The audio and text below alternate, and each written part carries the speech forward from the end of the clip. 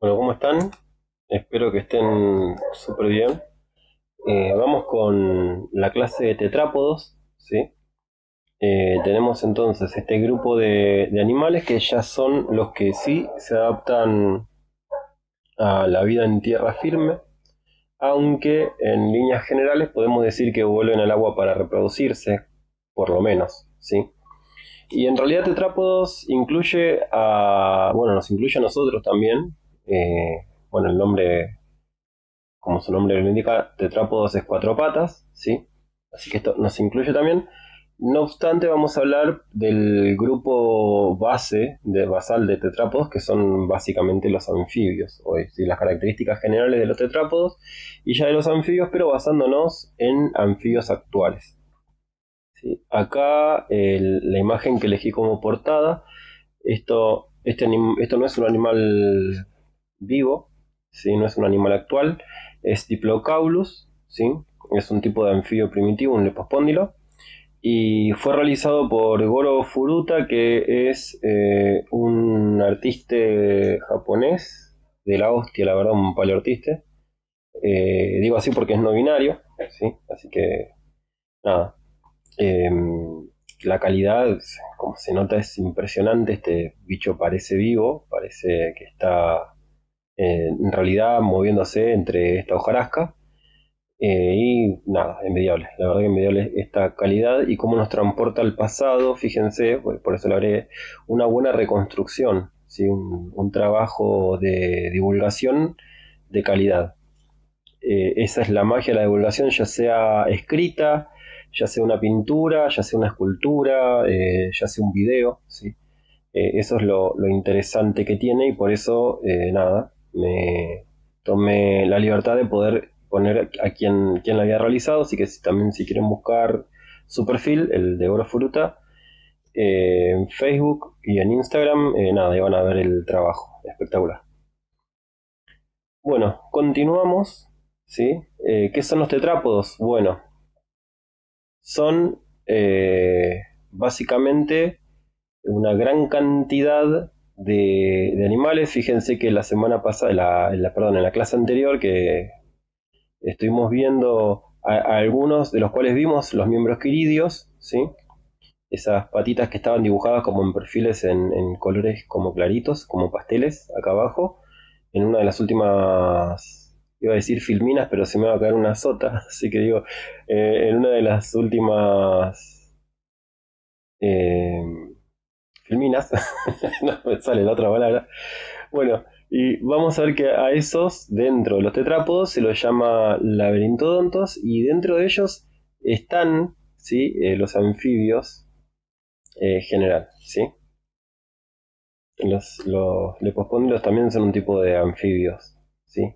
Bueno, vamos a dejar esta clasificación igual para más adelante. Y vamos a las sinapomorfías generales de los tetrápodos, ¿sí? Lo que tienen es que son todas adaptaciones a la tierra firme, ¿sí? Por eso lo agregué acá. Y puse que poseen el miembro quiridio, ¿sí? Que es esta pata, o sea, la estructura basal de la pata, la estructura ósea basal de la pata, y que es la que le da el nombre al grupo, ¿no? Por eso está entre signos de admiración. Bueno, tienen coanas, tienen un oído medio con una columela auris, y después vamos a ver que otros más tienen otra estructura extra, algunos grupos de anfibios. El miembro querido ya mencionado, tienen una cintura escapular que está independizada del cráneo y la cintura pélvica está conectada a la columna vertebral, ¿sí? Tienen cóndilos occipitales y vértebra atlas, ¿sí? Una vértebra, la primera vértebra que se diferencia del resto por su anatomía, y poseen unas estructuras llamadas cigapófisis. Bien, ¿qué son las coanas? Nosotros tenemos la cavidad nasal, ¿sí?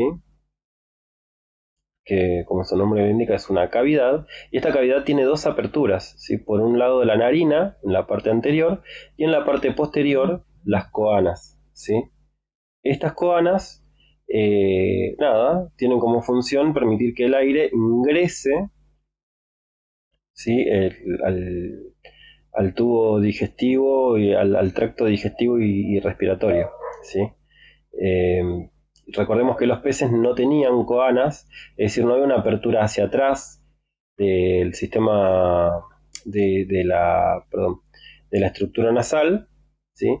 Sino que el aire entraba por una narina y salía por otra narina. Si entraba por una anterior y salía por una posterior. Bueno, acá no, acá entra por las narinas y pasa hacia atrás y llega al sistema respiratorio, ¿sí? O sea que en principio la cavidad nasal no era propia del sistema respiratorio. Puse un humano porque porque es más fácil por ahí de verlo, aunque también podría haber puesto un anfibio, un cráneo de un anfibio y eso, pero bueno, nada, me pareció oportuno, ya que somos tetrápodos, también usar una imagen nuestra, de nuestra especie. ¿Sí? Y bueno, acá vemos el hueso palatino, acá vemos la lengua de la persona esta, y bueno, y la coana, la apertura esta. Esto es el seno esfenoidal, sí, que es donde se produce el moco básicamente. Lo puse porque nada, aparecía, ¿sí? Como muy presente en la imagen, y que obviamente era de otra cosa la imagen, no estaba pensada con los fines con los cuales yo la estoy utilizando, pero para que no la confundamos con las coanas, que capaz que parecía como que había una superior y una inferior, y no, ¿sí? Era para diferenciar eso. Así que esto está, pero no nos interesa en este caso. Sí, y acá vemos la apertura de las coanas, observando desde abajo sería el cráneo. ¿Sí? Son estos agujeritos con los cuales se abre el conducto, la cavidad nasal hacia el interior. Recomiendo fuertemente siempre, a medida que van viendo estos temas, si es que tienen material biológico en sus casas, si tienen cráneos, huesos, etcétera, de lo que sea, llegado el caso, si pueden tener el material a mano, obsérvenlo, denlo vuelta, porque yo acá estoy, aunque es una imagen, aunque el objeto es 3D, y aunque creo que todos hemos visto un cráneo, calculo que todos los que están viendo este video ya vieron cráneos, o sea, los observaron bien, muchas veces uno no repara en lo que está viendo o no llega a interpretar en profundidad lo que está observando. Entonces está bueno siempre tener el material real y 3D a mano, sí, tridimensional a mano, porque uno puede girarlo, darlo vuelta, observarlo, ver cuál es el diámetro, ver si es tan visible como lo estoy marcando yo. Capaz que es una re buena foto acá y en la vida real, o en el caso justo que se nos presenta la semana que viene, supongamos, esto no se ve. Entonces está bueno siempre tener material real, ¿sí? Para trabajar. También se los recomiendo fuertemente para el día de mañana cuando vayan a ejercer su labor docente, ¿sí? Que trabajen con material 3D, esto lo digo igual en todas las clases, pero sé que también está dirigido este video a gente que no me tuvo a mí en la cursada, que está bueno siempre trabajar con material real, o por lo menos con réplicas impresas en 3D o de moldes o lo que sea, porque el impacto es diferente, ¿sí? Sobre nuestra corteza. Y la memorización es diferente cuando yo simplemente estoy hablando de manera teórica o estoy viendo un video inclusive, a cuando manipulo el objeto sobre el cual estoy aprendiendo. Si lo doy vuelta, lo giro, lo estoy tocando, es una forma más de entrada de información, ¿sí? Y está bueno. Y además muchas veces a algunos chicos les hace despertar el hecho de que nada, de que en realidad eso les encanta, que les fascina, y que quieren dedicarse a eso. ¿Sí? Así que no está de más, nunca está de más esto. Bueno, habiéndome tomado esa licencia, continuamos entonces con la siguiente característica. La siguiente característica es una estructura llamada columnella auris, ¿sí? Columnella auris, perdón, es una estructura que va a conectar al tímpano del animal, ¿sí? Con el oído interno. ¿Sí? Acá tenemos el iomandibular, el hueso iomandibular, si acá lo tenemos de nuevo. Bueno, este evoluciona, cambia y se convierte en una estructura llamada columnella auris, que más adelante vamos a ver con más detalle. Tenemos entonces el tímpano propiamente del anfibio, ¿sí? Que es esta estructura, acá va a estar soportado desde atrás por la columna auris, y este tímpano va a vibrar. Permítanme. Este tímpano va a vibrar, ¿sí? Cuando el aire lo golpee. Tenemos que tener en cuenta que, bueno, que los peces, al estar en un medio líquido, ¿sí? Que además el agua no es compresible, eh, no, el sonido viaja a través del agua, a través de cualquier medio, el sonido, ¿no? Haciendo vibrar este elemento, el elemento del medio, en este caso las moléculas de agua. Y cuando el agua, el sonido que viaja por el agua golpea el lateral del pez, pasa este sonido hacia el interior del cuerpo del pez, que tiene una densidad aproximadamente igual a la del agua, 1 gramo sobre centímetro cúbico. Y entonces atraviesa lo más bien el sonido debajo del agua, y llega lo más bien al oído interno del pez, que estaría acá desconectado, pareciera, del exterior, pareciera. ¿Sí? No tiene columna auris, pero digo, desconectado pareciera, ¿por qué? Porque está recibiendo el sonido igual. Mientras que cuando pasamos al medio terrestre, lo que tenemos es una densidad súper baja del aire, ¿sí? Y además es compresible, y entonces la energía acústica viaja de una forma diferente y golpea con otra intensidad, ¿sí? Si es muy fuerte el sonido, por ejemplo, ¿vieron cuando uno va a un boliche y se pone cerca de los baffles y siente como que le tira aire encima? Bueno, ahí la cantidad de energía que está viajando a través de las ondas estas del sonido es tan fuerte que nos hace vibrar hasta la piel y lo percibimos. O sea, podríamos ser tranquilamente sordos, que igual vamos a percibir que hay algo que se nos está transmitiendo. Pero con los sonidos normales, o los volúmenes normales, normalmente no sucede esto. Entonces, los tetrápodos originaron una estrategia que les permitió percibir el sonido, que viaja a través de un medio mucho menos denso, ¿sí? Y bueno, es esta la respuesta. Y se golpea, el sonido golpea el tímpano, y esto percute sobre la columna auris, que a su vez va a percutir sobre el oído interno. Si es que la columna auris, tengamos en cuenta que es el hilo mandibular modificado. Ahora, veamos si hacemos homología, ¿sí? O una reconstrucción de homologías de una misma estructura. Esto sería la parte superior de un arco branquial, que luego pasó a tener función como un elemento propio de la expulsión de la mandíbula, ¿sí? Y de vinculación de la mandíbula con el cráneo, y después se convierte en una estructura imprescindible para la audición, ¿sí? O sea, fíjense cómo la misma estructura se va como reciclando, ¿no? Bien, siguiente característica, el miembro quiridio.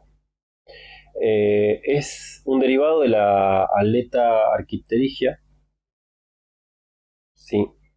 Eh, y está compuesto por tres bases, por tres elementos, ¿sí? Un estilopodio, un pseudopodio y un autopodio. El estilopodio es la pieza basal, húmero fémur, es única, recuerden. El pseudopodio, bueno, quedan dos piezas, tibia y fíbula, y radio y ulna, ¿sí? O tibia y peroné, y radio y húmero, y cúbitos, perdón. ¿Sí? Esto es el pseudopodio, es la siguiente parte. Digo, para que lo tengan en cuenta, por ejemplo, en nuestra pierna, ¿sí? Y en nuestro brazo. Reciben los mismos nombres. Y después el autopodio, que es básicamente la muñeca y la falange y los dedos, ¿sí? A su vez el autopodio se va a dividir en tres partes: el basipodio, el metapodio y el acropodio, que son las falanges. Las falanges serían a partir del nudillo, ¿sí? Y el metapodio son los metatarsos, es decir, sería el empeine del pie, por ejemplo, y la palma de la mano, ¿sí?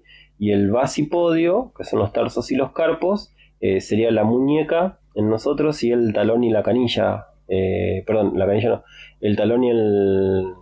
Ay, no me sale ¿cómo se llama? Y el tobillo, ¿sí? La parte justo de inflexión y la parte más hacia atrás del pie. para que uno lo tenga más o menos en cuenta, ¿no? Bueno, acá tenemos que esta estructura, ¿sí? El estilopodio, el fémur o húmero, no sé qué será esto, eh, está siempre presente y es rastreable, ¿sí? Bueno, esto ya lo habíamos visto en la clase pasada, así que lo pasamos un poco de largo. Pero bueno, estas son las tres partes, ¿sí? Del miembro quiridio, y acá están a su vez las tres partes del autopodio, o sea, de la mano o el pie, propiamente dicho. Bien, la cintura escapular dijimos que se encuentra independiente del cráneo y la cintura pélvica firmemente vinculada a las vértebras sacras. Parece contradictorio lo que voy a decir, pero las dos cuestiones tienen que ver con la locomoción en tierra firme. Todo lo que estamos viendo, de hecho, tiene que ver con el desplazamiento en tierra firme, ¿no? Bueno, ¿qué quiere decir? Que la cintura escapular está independiente. Recordemos que la cintura escapular es la de acá arriba, ¿sí? La clavícula y la escápula, básicamente la forman y son, recordemos, como una abrazadera que adapta el brazo o la pata delantera o la pata anterior, ¿sí? La adaptan o la unifican al torso. Ahora bien, esto estaba vinculado en ictiostega, por ejemplo, este es ictiostega y este es acantostega. En ictiostega, por ejemplo, estaba vinculado, ¿sí? Esta estructura al cráneo.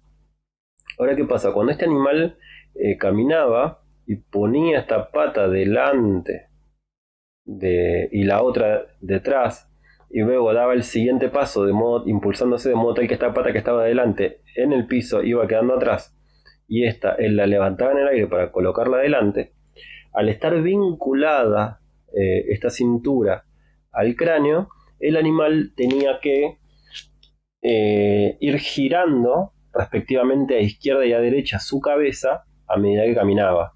De modo tal que, por ejemplo, si quería capturar una presa o quería ir a un lugar fijo, le resultaba bastante incómodo lograr ver el lugar hacia donde iba.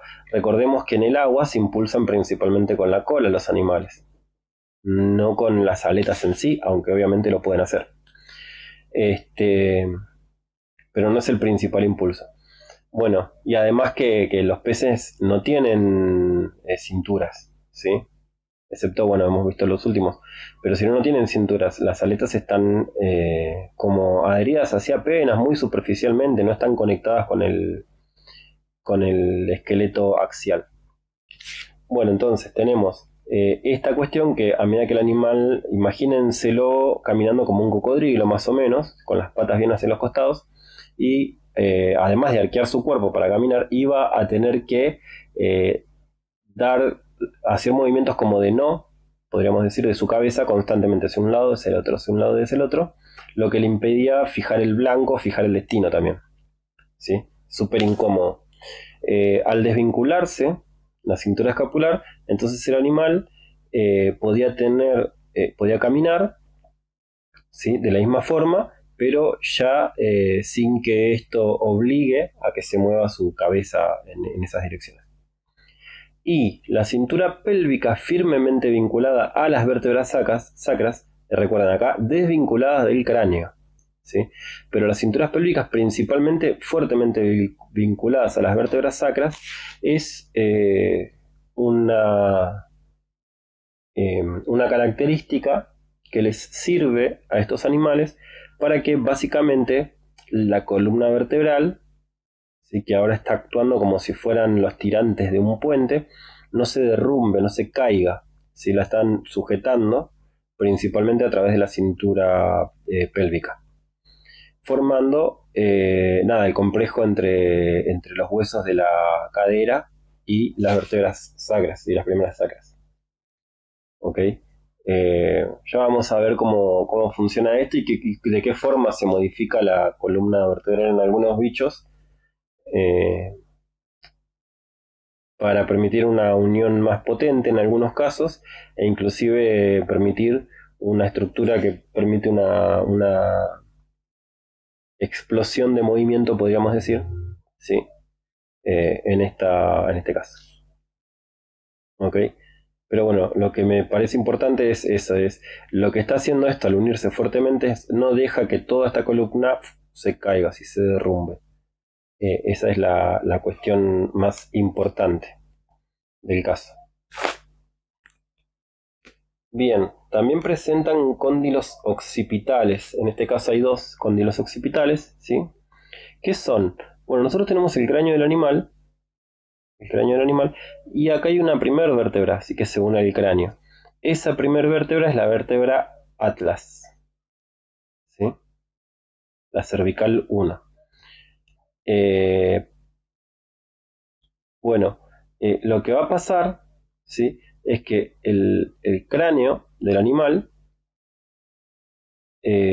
tiene como unas piecitas hacia afuera que van a engastrar perfectamente con unas piecitas hacia adentro. Y además tienen una cara articular que le permite un movimiento, ¿sí? En este caso le permite el movimiento de sí, o nos permite a nosotros el movimiento de sí, para hacer una idea. Bueno, este sistema de encastre, ¿sí? De cóndilos occipitales y la cara articular con el occipital hace que primero se tenga que modificar la primera vértebra con este sistema. Por eso se la reconoce como atlas. Casi siempre es muy ancha, ¿sí?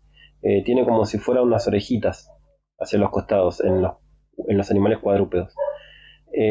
Bueno, y encastra de esta manera. Y después está el foramen magnum, que es el agujero por el cual va a pasar la médula espinal, ¿sí? Esto es una adaptación de los animales terrestres, porque si no existiera un sistema de encastre acá, el cráneo se desplomaría eventualmente, ¿sí? Y entonces, para evitar que se desplome y que se desgarren los tejidos y todos los problemas que eso traería, tenemos un sistema de encastre que es bastante estático, podríamos decir, sí, que nos permite una posición de reposo bastante cómoda, en donde no se gasta energía en mantener la cabeza en esta posición, ¿sí? Proyectada en esta posición como se ve en esta imagen. Bien, eso. Y después la otra estructura que también tiene eh, mucha relevancia en la columna vertebral es que las vértebras desarrollan, las vértebras, a ver, se articulan una con la siguiente o con la anterior a través de esta carita articular, ¿sí? Entre los dos cuerpos vertebrales. Esta es la cara articular de los cuerpos vertebrales. Ahora bien, con esto solo no alcanza porque si solamente se tocaran así, ¿sí? Esta vértebra, por ejemplo, con la presión adecuada, se iría hacia abajo, ¿sí? Haciendo que este sistema se colapse. Se evita eso de la siguiente manera. Al yo tener un sistema de encastre acá, la fuerza o el peso o esta vértebra traba sobre esta posterior en esta forma. Y a su vez, ¿sí? Esta traba con esta también en esta forma. Entonces tenemos dos formas de contacto. Uno así, en sentido antero-posterior, y otra como más en sentido superior-inferior, podríamos decir, ¿sí? O dorsal-ventral, de modo tal que se genera una cadena de reposos de las piezas vertebrales, ¿sí? Y esta cadena de reposos o de anulación de fuerzas genera que la columna no colapse, ¿sí? Así que es bastante interesante esta adaptación, ¿sí? Y luego en algún punto aparece la cadera del animal y descansará sobre las patas o se transmitirá a las patas todos estos esfuerzos anteriores, y acá a la cintura pélvica y descansará sobre las patas anteriores también todo este sistema de fuerzas, ¿sí? Dato interesante también es que la vinculación de la cigapófisis, de presigapófisis y possigapófisis, van a darse en algunos lugares así, de arriba hacia abajo, y en otros esta forma como si fuera un rulito, y esto como si fuera un tubito que encastra dentro del interior de ese rulo en algunos animales. Ya lo veremos, pero De acuerdo a esa es una de las cuestiones que también determinan qué tipo de vértebra es, si es una dorsal, si es una lumbar o tal. ¿Sí? Bien, no hay ninguna característica más, ¿ya? Claro, las últimas fueron todas en la misma diapositiva. Ahí está, no me salía, Filmina me salía. Bien, vamos a la clase anfibio o lisanfibios, ¿sí? Y vamos a incluir solo los anfibios actuales, ¿sí? Y tiene una cantidad de sinapomorfías, de características propias de la clase, ¿no? Bueno, la primera son los dientes pedicelados, ¿sí? Que aparece un diente arriba de una base, básicamente. Aparece una estructura llamada papila anfibiana. Recién estaba revisando el PDF este y creo que le puse papila anfibia, pero es anfibiana. Aparecen los ojos, tienen unas estructuras llamadas bastones verdes, ¿sí? Son bastones más verdes. Eh, También tiene unas glándulas cutáneas, mucosas y granulares. Y hay un intercambio gaseoso cutáneo y bucofaringeo y obviamente también pulmonar. ¿Sí? O sea, presentan todos los tipos de respiración. Bueno, dientes pedicelados y bastones verdes en la retina. ¿Sí? ¿Qué son? Bueno, acá tenemos la estructura de un diente de un anfibio, en el caso de que tengan dientes, no todos tienen dientes, ¿sí? Y tiene una estructura llamada pedicelo sobre la cual se encuentra el diente, la corona del diente propiamente dicho, y está vinculado por una zona divisoria, así que es tejido conectivo. Acá podemos verlo muy bien, acá se ve perfecto, en otros se nota un poco menos ese cuello, podríamos decir, de la corona, en realidad la zona divisoria está acá, y este es el pedicelo. ¿Sí? Acá este es el pedicelo y esta es la corona. ¿Ok? Bueno, en algunos se nota más, en otros menos, pero todos lo tienen. Mira acá lo que es este pedicelo y lo que es la corona. Bueno, esos son los dientes pedicelados. Y ahora vamos a ver el tema de los bastones, ¿sí? Las células bastón. Esto es la retina, un corte, un dibujo de un corte histológico de la retina de un anfibio. Y vemos estos que son bastones rojos, ¿sí? Y aparecen unos bastones verdes, ¿sí? Que utilizan un pigmento diferente, ¿sí? Al de los bastones rojos. Y estos son células de cono. Estas son células de bastón. Estas son células de cono. ¿Sí? Esta es doble y esta es simple. Bueno, los bastones verdes, perdón, tal parece que captan el momento de penumbra, digamos, de luz mínima, del umbral de luz, captan colores de forma diferente o captan la luz de forma diferente a la que lo hacen los bastones rojos, ¿sí? Y esto hace que puedan detectar por lo menos dos colores, tal parece, ya que no tienen gran difusión de conos, de células cono, que son las que sí perciben el color bien, ¿sí? Entonces se cree que perciben algo así como el azul y algo así como el verde, si no recuerdo mal, ¿sí? O sea, estas perciben, si no recuerdo mal, el color azul, o estas perciben el color azul y estas perciben el color verde, una cosa así. Entonces tienen como una visión dicromática, que no está presente en los peces y que de hecho creo que después desaparece en todos los demás, en todos nosotros. Nosotros creo que tenemos ya células de cono para percibir los colores y hay otros animales que nada, que de acuerdo a cómo incide la luz, cómo atraviesa a través de la pupila, la luz, creo que generan así como una difracción de los colores y pueden ver a color aunque tienen bastones también.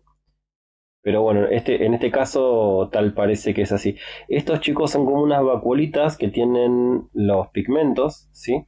Y son como discos con pigmentos. Y los discos se van a excitar y se van a contraer o dilatar de acuerdo a la incidencia de luz y de acuerdo obviamente a cómo esa luz, ese tipo de luz interactúa con estos disquitos, ¿sí?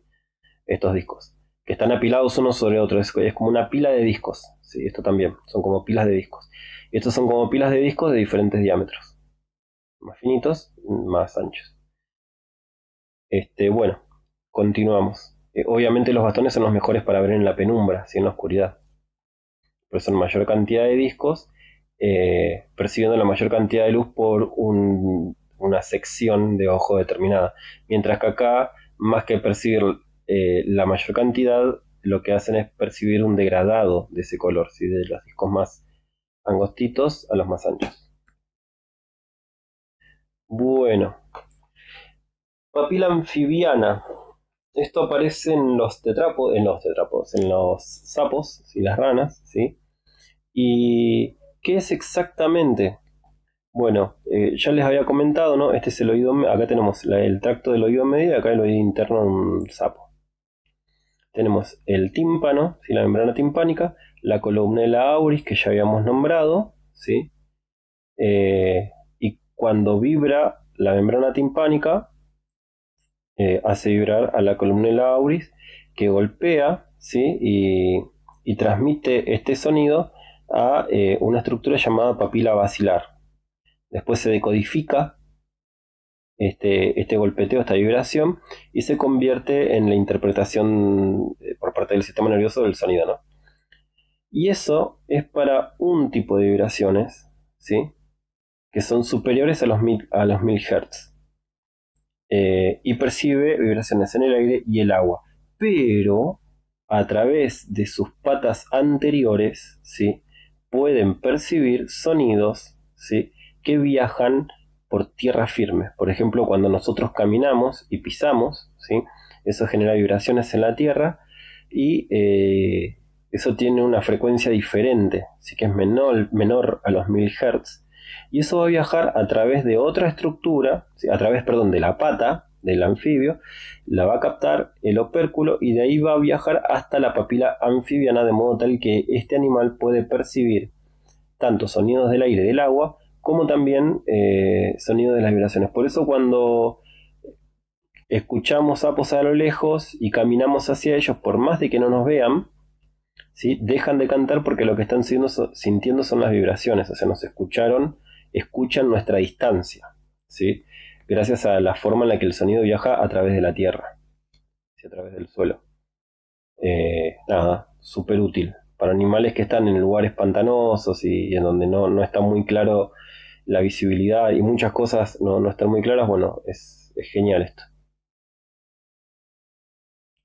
Bien, vamos a hablar de la piel de los anfibios, ¿sí? Los anfibios tienen glándulas cutáneas, ¿sí? Que son mucosas y granulares, ¿sí? Eh, También pueden presentar glándulas venenosas, ¿sí? Bueno, las glándulas mucosas van a secretar sustancias que lo ayudan a mantener la humedad del animal, ¿sí? Porque estos animales no tienen escamas, o la mayoría de ellos por lo menos no tienen escamas. Las cecilias sí. Y las glándulas granulares van a secretar sustancias repelentes o tóxicas, ¿sí?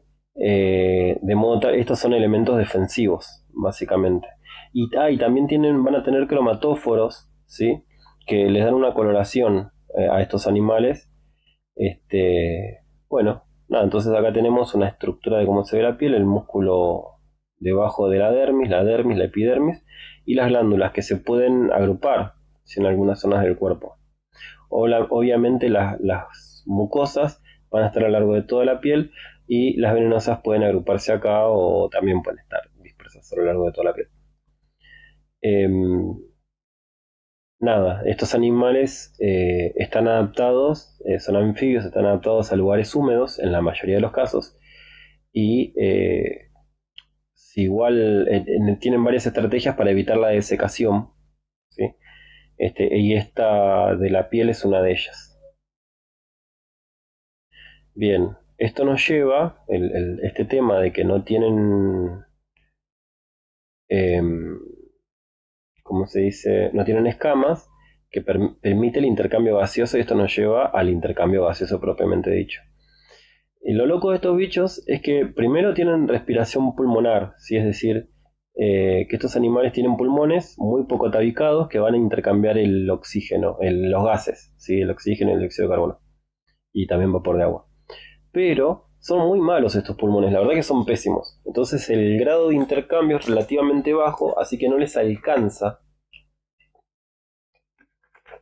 con la respiración pulmonar, y por ese motivo también intercambian gases en toda la superficie de la piel de la boca, ¿sí? Intercambian el oxígeno también ahí, y también lo hacen a través de la piel, ¿sí? Y acá tenemos un ciclo respiratorio de un sapo. No tienen estos animales como nosotros eh, diafragma, así que no pueden generar presión negativa para que el aire ingrese a los pulmones. Estos son los pulmones, ¿no? Para que el aire ingrese a los pulmones. Así que primero meten el aire en la boca, ¿sí? Es decir, tragan el aire y luego lo empujan hacia adentro. Y ese aire va a los pulmones, ¿sí? O sea, lo que hace es estirar el buche, ¿sí? Para que el aire ingrese a la boca, cierra la boca y luego comprime el buche, y al comprimirlo con la boca cerrada, el aire ingresa a los pulmones. Esto es lo que estamos viendo acá. A, B, C. Además de eso, una vez que el aire ya está en los pulmones, hace ingresar, abriendo parcialmente la boca o las cuanas, ¿no? A través de la nariz también, hace ingresar el aire, ¿sí? Otra vez de nuevo con el buche, y intercambia el aire ahí también, esa segunda bocanada de aire, y luego expulsa, contrae los pulmones y expulsa el aire, ¿sí? De modo tal que intercambia mayor cantidad de aire. Aún así, estos animales se agotan rápido, ¿sí? O sea, se quedan sin aire, sin oxígeno rápido, porque nada, son pésimos, y además la piel está intercambiando aire. En la mayoría de los casos, no en todos. Y también cuando son larvas, a través de las branquias, ¿sí? Intercambian también aire. O sea que tienen todo tipo de respiración posibles estos bichos. Bueno, vamos a ir a la clasificación de anfibios actuales. Lo bueno de esto es que son bien representativos, y es probable que nuestros chicos vean anuros, cada vez lo vemos menos, pero es probable que los vean. Y es más probable, aunque no son de acá, que también vean urodelos, ¿sí? O caudata. Este, Así que bueno, y son muy distinguibles, son muy fácilmente distinguibles. Es un lindo ejercicio de clasificación usar estos animalitos para ver diversidad, ¿sí? Y no sé, por ejemplo, en un primer año donde vemos reino de la naturaleza y tal, bueno, está fácil para que clasifiquen en los tres grupos y digan, ah, bueno, son anfibios por estas características que ya vimos antes, ¿no? Y pertenecen a tres grupos porque nada, no tiene cola y tiene las patas traseras muy largas, este tiene cola y este no tiene patas directamente. Está re fácil para reconocer características así bien centrales. Y luego vamos entrando en los detalles, ¿sí? Con los chicos. Creo que está bueno como ejercicio. Yo lo he usado y nada, es un golazo, chicos. Bien, vamos al grupo Caudata, ¿sí? O Urodelos. Estos son las salamandras y se me fue completamente. Ay, se me fue los mexicanos estos. Bueno, este grupo de anfibios, ¿sí? Lo que tienen es, bueno, una cola larga y persistente. Persistente quiere decir que aun cuando dejan de ser el estado larvario, mantienen esta cola, ¿sí? No poseen escamas. La fecundación es semi-interna, ¿sí? Y está mediada por espermatóforos. O sea, el macho deja como un paquete de esperma llamado espermatóforo, y la hembra se posiciona sobre él va a tomar el espermatóforo y ahí se da la fecundación, ¿sí? Por eso se dice que es semi-interna. No es interna porque no hay un pasaje del paquete del macho directo a la hembra, ¿sí? Pero se le parece bastante.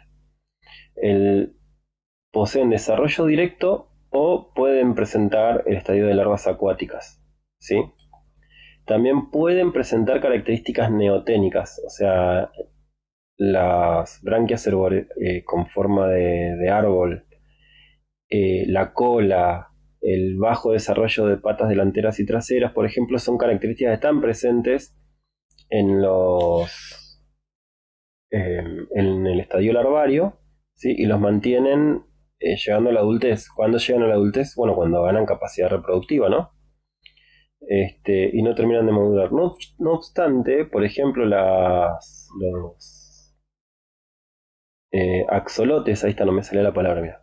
Los axolotes, por ejemplo, cuando cambia la concentración de yodo, creo que es en el agua, bueno, cualquier cosa corríjanme en comentarios después, cuando aumenta la concentración de yodo, sí creo que es yodo, este, pasan a modificar su cuerpo y pasan a la madurez anatómica, aunque ya hayan ganado la madurez reproductiva, ¿no? Pierden las branquias, pasan a la respiración pulmonar y la cola se modifica y se ven así, por ejemplo, como este, ¿sí? Una belleza de bichito también. Y se vuelven más terrestres.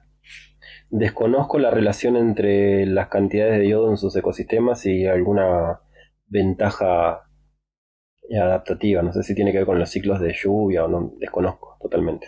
Pero es lo que pasa. Eh, bueno, y tienen la capacidad de regeneración de extremidades perdidas y les diría de prácticamente todo. A estos bichos hasta se les regenera el corazón cuando se los rompen. Eh, no como el tuyo cuando te dejó. Pero no, dejando la broma de lado, nada, son altamente regenerativos, es loquísimo.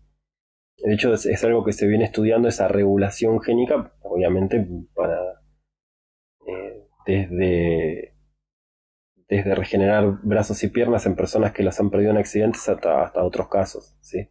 Se puede extirpar un órgano y poner otro nuevo, o se puede utilizar para generar órganos de una forma más compleja, más completa, de mejor calidad. Y bueno, eso obviamente se está investigando, ¿no? Con ingeniería genética. Es un golazo. Bueno, continuamos. Estos son los urodelos, ¿sí? Acá tenemos uno, ¿sí? Miren lo que es, una salamandra gigante del Japón. Si no recuerdo mal, llega a medir hasta 1 metro. Es un bicho espectacular también este. Necesita vivir en aguas 0% contaminadas, ¿sí? Así que nada, quedan pocos y se los está cuidando muchísimo, pero es un bicho impresionante. Bien, el orden Anura, los anuros. Anuro quiere decir sin cola. Urodelo quiere decir, o caudate quiere decir con cola, ¿no? Van a tener 9 vértebras o menos, ¿sí? Y las de la cola están fusionadas formando una estructura llamada urostilo. Se ve como una espina. Yo no sé si tengo un esqueleto, no, mira, no le agregué. Pero se da una estructura así. Acá se ve un poco. Bueno, está el cráneo del animal, bueno, acá están las vértebras. Acá está la rana de cristal que es transparente, ¿no? Y acá hay una estructura, acá está la cadera propiamente dicho, que tiene como una estructura casi de triángulo, ¿sí? Y tiene como una espina acá, ¿sí? Que se llama urostilo. Eh, bueno, los miembros de las patas, las piernas, podríamos decir, las patas traseras, son más largas que las anteriores, que las delanteras. Y esto tiene una función y es que pueden saltar estos bichos. Saltan, o sea, esto los impulsa como una catapulta, ¿sí? Eh, el cúbito y el radio están fusionados, y la tibia y el peroné también, sí están fusionados. Forman una especie de arquito, como que así, a ver. Ah, miren, claro, podía dibujarlo, ¿no? Bueno, el urostilo va por acá y la cadera, a ver si no me falla el pulso, va por acá, más o menos, y después acá están sus 9 vértebras, que además son vértebras muy simplificadas, ¿sí? Uy, Dios, qué mal que dibujo, muchachos. Bueno, y como les decía, tibia y peroné y cúbito y radio fusionados, ¿sí? Un hueso viene acá, nosotros lo tenemos pegaditos, pero no fusionados. Y el otro hueso viene acá y están los dos pegaditos. También fusionados en los dos extremos. Eh, el adulto tiene ausencia, está presente, iba a decir la ausencia. Eh, tienen ausencia de cola, es decir, no tienen cola el adulto, pero el estado larvario sí. ¿sí? Y el desarrollo es mediado por una metamorfosis, no es un desarrollo directo, no es que va cambiando a poquito, no. Cambia, no es el juvenil no es un adulto en miniatura, ¿sí? Sino que cambia anatómicamente el juvenil respecto del adulto. Y tienen 4 dedos en la pata anterior y 5 en la pata posterior. Además, las larvas son herbívoras y van a presentar unas placas dentales, ¿sí? Y los adultos son carnívoros cazadores, ¿sí? Unas placas, perdón, dentales, unas placas queratinosas, ¿sí? Bien, vamos a los hipnofiones, ápodos o cecilias. Se llaman ápodos porque no tienen patas, por eso el acento, si no sería apodos. Bueno, y tienen algunas características bastante interesantes. La primera es que tienen la ausencia total de patas y también de las cinturas que sustentan estas patas. O sea, desaparece completamente. Son puro esqueleto axial. Fíjense como una estructura que es típica de los tetrápodos, en estos justo no está, pero estos son tetrápodos, ¿sí? Esto es a lo que me refiero cuando hablo de sinapomorfías. No está presente justo en estos, pero sabemos que estos derivan de un grupo que tenía las 4 patas. Eh, Bien, hay presencia de un órgano copulador, ¿sí? Faloideo, que permite una fecundación interna. Estos bichos viven semienterrados, pero pueden vivir lejos del agua, entonces es necesaria la fecundación interna, pero no hay otra manera de que los espermatozoides puedan movilizarse y llegar hasta el óvulo, ¿sí? Está bien en la punta posterior del animal, ¿sí? Tienen escamas, las escamas están dentro de la piel, ¿sí? Están como embebidas en la piel eh, y son muy chiquitas, ¿sí? Muy, muy pequeñas. También, bueno, obviamente, como notamos, no tienen, son vermiformes, ¿sí? Y tienen una gran cantidad de vértebras. Recordemos que dijimos que tenían pocas vértebras, bueno, justo esta es como que repite vértebras a full, y bueno, hay gran cantidad de vértebras, ¿sí? Y los ojos son pequeños y están ocultos, si están tapados. Así que tiene una visión que le permite entender que hay luz o no hay, más o menos. Una cosa más o menos así. No más que para eso, ¿sí? Eh, También, en cuanto a la presencia, perdón, del órgano copulador, tienen, son ovovivíparos, ¿sí? Aunque la mayoría tienen renacuajos nadadores, y hay casos en los que las larvas continúan desarrollándose en el oviducto, ¿sí? Y se pueden alimentar inclusive de secreciones que produce la hembra. ¿Okay? Así que nada, bastante interesante el desarrollo de un animal anfibio en un medio totalmente terrestre, con ausencia total de agua, ¿sí? Y bueno, y se alimentan de pequeños invertebrados y de gusanos, ¿sí? Los capturan debajo de la tierra y tienen presencia unos tentáculos muy chiquitos que son sensitivos, ¿sí? Vale aclarar que, bueno, no son serpientes, ni víboras, ni nada por el estilo. A veces los vemos, acá hay una especie de rosada, ¿sí? Nos damos cuenta fácilmente de que parece como una lombriz grande y dura, ¿sí?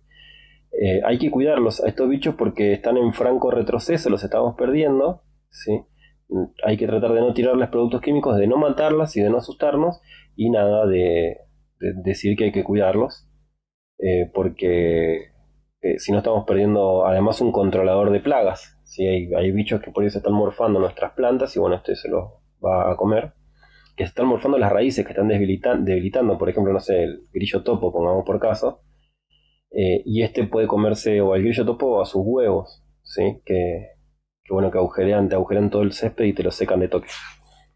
Y además porque nada, es una especie que hay que proteger, ¿sí? 0% dañina, no son venenosos, no tienen nada que ver con las serpientes, pero muchas veces la gente se asusta y los mata.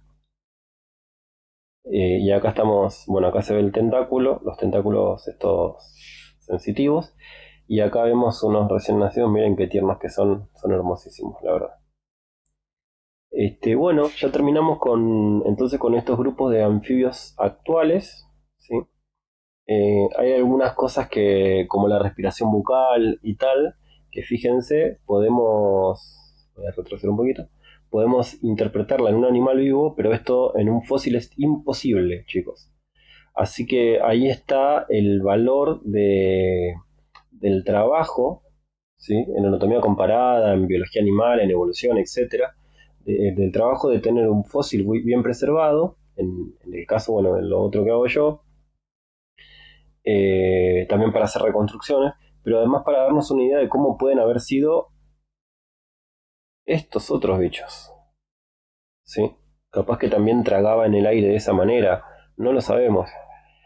A veces un buen fósil nos puede dar un indicio, y a veces los huesos, cuando no tenemos un buen fósil en donde se notan las partes blandas, los fósiles pueden llegar también a servirnos un poco, pero no hay nada como ver el animal en vida, ¿sí?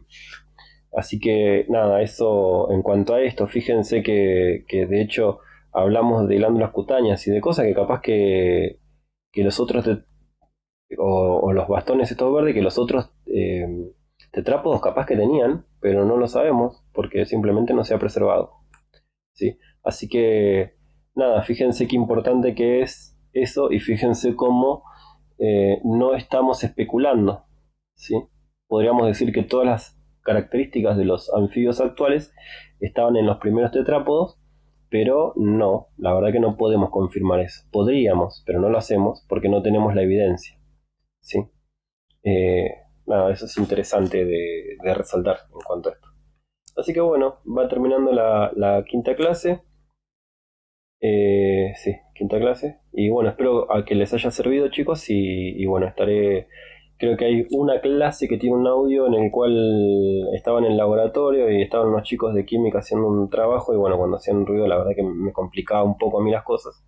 Así que calculo que la estaré subiendo en estos días. ¿Sí?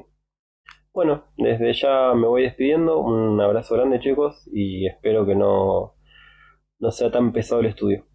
Espero que les haya servido de guía. Obviamente vayan al libro, ¿sí? No cuelguen solamente creyendo que esto es todo. ¿Sí? Esto es un muy buen como puntapié inicial, pero no lo es todo, chicos. Así que bueno, nada, me interesa mucho igual a mí, por ejemplo, que puedan eh, hablar o interpretar cuál es el valor adaptativo, por ejemplo, a tierra firme de cada una de estas características. ¿Sí? Por ejemplo, eso es súper importante. Porque no estoy solamente enumerando cosas, sino que estoy pensando en cómo respira el bicho, en cómo escucha el bicho en tierra firme, en cómo se desplaza el bicho en tierra firme y en cómo mantiene su cabeza en alto, podríamos decir, ¿sí? Fíjense todo, y hay también lo de la fecundación interna en los casos, ¿no? Que sea.